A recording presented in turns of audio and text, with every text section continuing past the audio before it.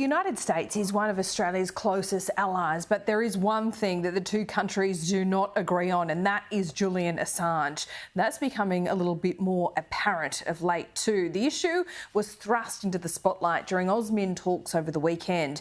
The US Secretary of State pushing back on the Albanese government's request to end its pursuit of the WikiLeaks founder. Anthony Blinken claims Mr Assange risks very serious harm, quote unquote, to the country's national security. Joining me live now is former Foreign Minister Bob Carr. Bob Carr, thanks so much for your time. This is now in the public spotlight. Anthony Blinken confirmed that this was raised directly with him during these talks, but he's publicly rejected that plea. That is quite unusual, isn't it? It's quite a surprising slight and quite a brutal dismissal of the submission made by an American ally. And an American ally, I might say, Laura, who in recent days has agreed to what would have been considered astounding in a different era, that is, American nuclear submarine bases on our east and west coasts and American B-52s being serviced in the Northern Territory with a clear mission to engage with China's nuclear forces. So, I mean, these are breathtaking decisions and they go well beyond the scope of AUKUS. But even with all these heavy strategic gifts from Australia to the United States, America can't find the respect for an ally to say, we're going to let this one go, an Australian citizen. We're going to drop charges. Yes, and for Anthony Blinken to reject that plea so publicly and doing it in Australia, it leaves the Albanese government in a pretty difficult position, doesn't it? What should it do from here? Well, I don't think other Australian Prime Ministers, Bob Hawke, John Howard, would have allowed an American ally any space in which to take this position. I just think they would have said to the Americans, this is non-negotiable. Whatever you think of this guy, he's an Australian citizen. It's gone on for 4 years. He's been in jail for 4 years. They're attempting to prosecute him under American law.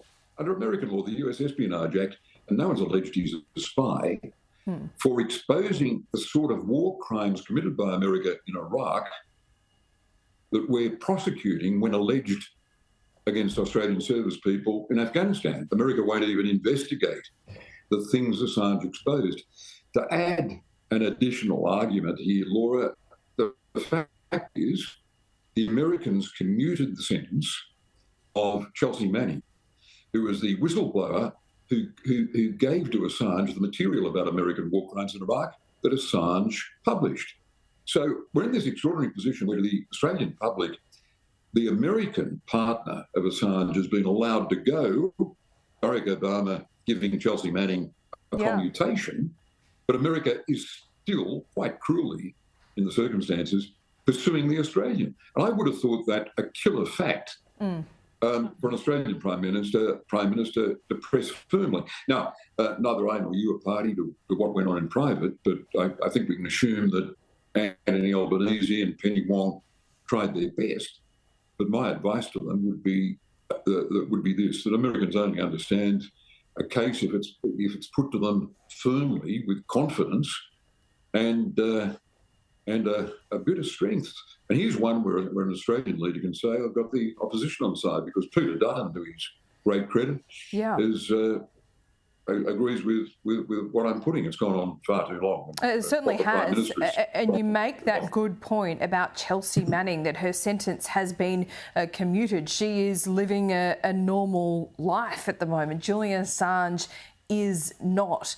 Is this, I don't even know whether Anthony Blinken was asked this at the weekend, but he should have been. Is this something you think Anthony Albanese should raise directly with Joe Biden?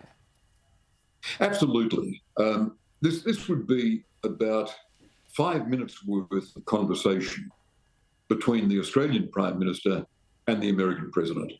And he put in strong terms, namely, the Australian people are united on this. Many of us don't like Assange and his modus operandi, but he was exposing the sort of war crime that appalls us and which we're prosecuting when alleged of our own service people in Afghanistan.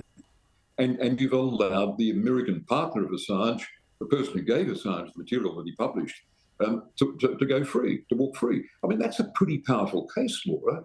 And I can't believe that a US president, looking in some wonderment and gratitude at two American submarine bases on Australian soil, the B-52s, all of them making Australian soil nuclear target, would say, no, can't do it. I don't think that's possible if pressed, Prime Minister to President, with sufficient force. You make a good point, Bob Carr. Always good to talk to you. Thanks so much. Laura, thank you. Thanks for your interest.